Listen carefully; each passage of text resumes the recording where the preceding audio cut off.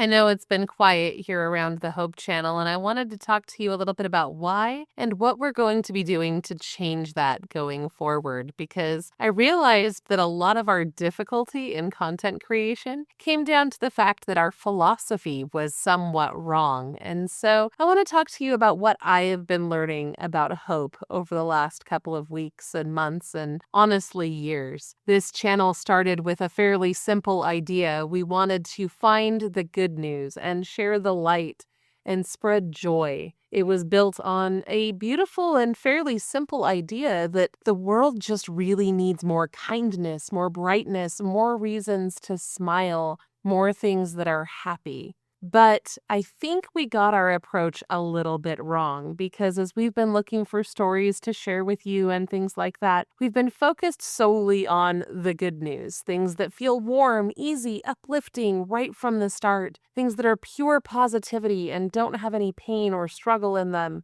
because we were looking for those pure feel-good moment dopamine hits that don't have any badness in them. And it's been really hard to find stories like that, because that's not the way that the world actually works in a lot of cases. And what we're learning, and perhaps probably should have already known, is that the real world is messy. Every good news story we find has some angle of pain or suffering or problem in it that for a long time felt too heavy to share. Like, if we came to you and told you this story of this good thing that happened, we'd also have to talk about the bad thing that happened. And that felt complicated and like it didn't honor the purpose of our channel. But the reality is that that's how the world works.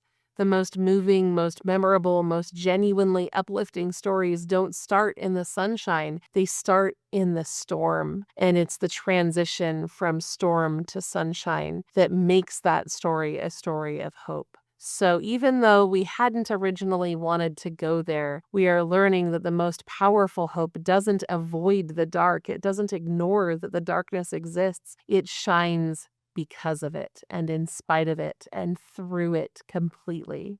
And so now that we realize we've been missing this, it's becoming a lot easier for us to find stories for you that illustrate that kind of hope and that just beautiful part of humanity where someone feels broken or afraid or lost or forgotten or overlooked or hurt, and they somehow find their way back to something better.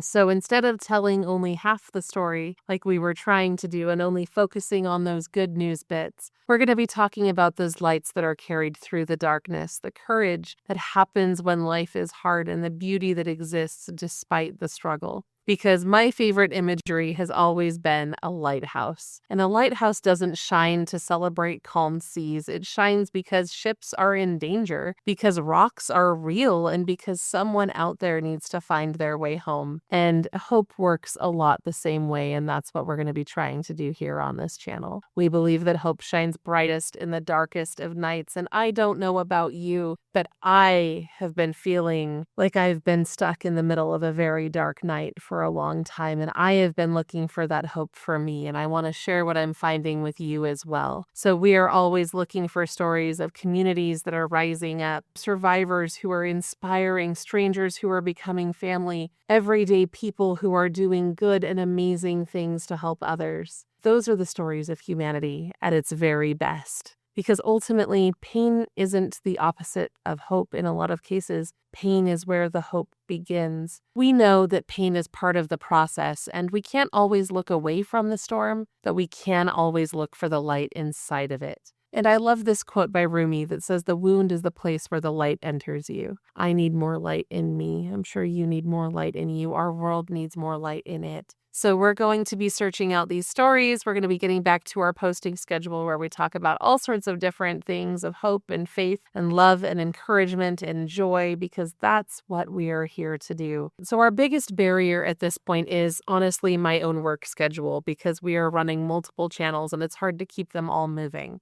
So if you would like to help us spread a little bit of hope, you can go to this link that you see down here, share.hope.help. and you can share your stories with us. When you go here, you'll have the chance to upload a short little video explaining a little bit about the story you want to share. We're keeping those submissions pretty short so that we can vet them pretty quickly. If your story is selected, we'll reach out to you with a link where you can put up a bigger video, and we'll see what we can do about getting your story shared. We appreciate your help with this. I hope things are going well for you, and we will be back soon with more hope for you. Have a great day.